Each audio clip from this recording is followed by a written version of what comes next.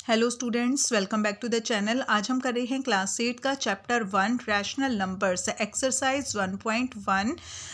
Exercise 1.1 में हमारे पास only 3 questions हैं और इन क्वेश्चंस को अच्छी तरह से समझने के लिए बेटा मैंने इंट्रोडक्शन वीडियो बनाई हुई है, जिसको आप अच्छी तरह से देख लोगे तो आपको ये पूरा चैप्टर बहुत ही इजीली समझ में आ जाएगा, क्योंकि इस चैप्टर में सिर्फ प्रॉपर्टी के बारे में ही हमें बताना है।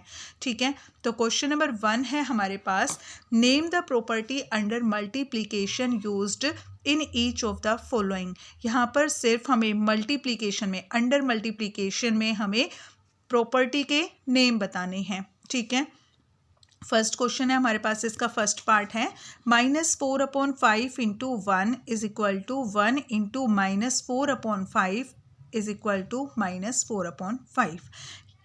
अगर हम किसी नंबर को 1 से मल्टीप्लाई करते हैं या 1 को उस नंबर से मल्टीप्लाई करते हैं तो वो उस नंबर के ही इक्वल होगा। ठीक है, तो यहाँ पर हमारी कौन सी प्रॉपर्टी यूज हो रही है? a into 1 is equal to 1 into a is equal to ए।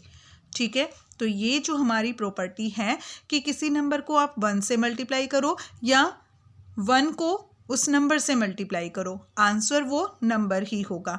तो that is 1 is multiplicative identity.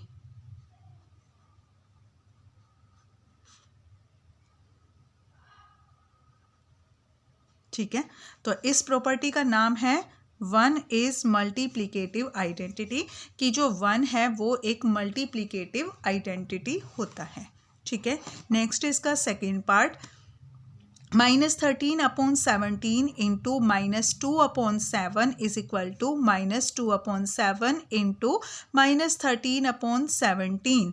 ठीक है, तो यहाँ पर हमारे पास नंबर दिया गया है -13/17, उसको मल्टीप्लाई किया गया -2/7 से, वो इक्वल है -2/7 इंटू -13/17। तो क्या किया यहाँ पर हमने सिर्फ यहाँ पर ऑर्डर चेंज किए हैं। पहले -13/17 को 2/7 से मल्टीप्लाई कर रहे थे, फिर इसको आगे लिख दिया और इसे पीछे लिख दिया, यानी सिर्फ इनके ऑर्डर्स चेंज किए रहे हैं।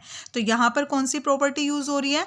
a into b is equal to b into a, कि a को b से मल्टीप्लाई करो या b को a से मल्टीप्लाई करो, यानी कि इनके अगर हम ऑर्डर्स चेंज कर देते हैं तो इनके आंसर में कोई भी डिफरेंस नहीं होगा, इनका आंसर सेम होगा। तो ये हमारी प्रॉपर्टी का नाम है कम्यूटेटिविटी प्रॉपर्टी। Commutativity property. ठीक है, नेक्स्ट है हमारे पास -19/29 इंटू 29/-19 इज इक्वल टू 1। तो नंबर है हमारे पास -19/29 और इसको मल्टीप्लाई किया गया है इसी के रेसिप्रोकल से, यानी कि इसी का उल्टा कर दिया गया है 29/-19। तो अगर किसी नंबर को उसके रेसिप्रोकल से मल्टीप्लाई किया जाता है तो आंसर 1 आता है। ठीक है, जैसे तो ये प्रॉपर्टी है हमारी a/b इंटू b/a। a से a कट जाएगा, b से b कट जाएगा और आंसर 1 आ जाएगा। तो इस प्रॉपर्टी का नाम है मल्टीप्लिकेटिव इनवर्स। Multiplicative inverse. ठीक है, नेक्स्ट है इसका second question, tell what property allows you to compute. तो यहाँ पर प्रॉपर्टी के नाम बताने हैं, इस क्वेश्चन में भी प्रॉपर्टी का नाम बताना है। 1/3 into 6 into 4/3 as 1/3 into 6 into 4/3। तो यहाँ पर हमारे पास 3 नंबर्स दिए गए हैं और मल्टीप्लाई हो रहे हैं। ठीक है, इसको हमने माना a और इसको b और ये है c। ठीक है, यहाँ पर भी a into b into c sorry. तो यहाँ पर पहले हमने b और c का ग्रुप बना लिया, b और c का ग्रुप बना लिया। यहाँ हमने a और b का ग्रुप बना लिया और c को अकेला छोड़ दिया। यहाँ a को अकेला छोड़ा था, यहाँ c को अकेला छोड़ दिया है।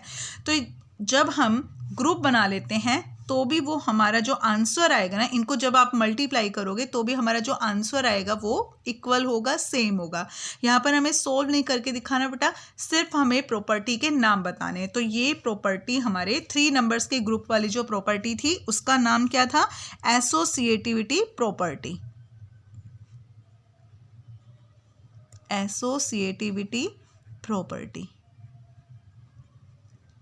ठीक है। नेक्स्ट है हमारे पास question number 3rd। The product of 2 rational numbers is always a dash.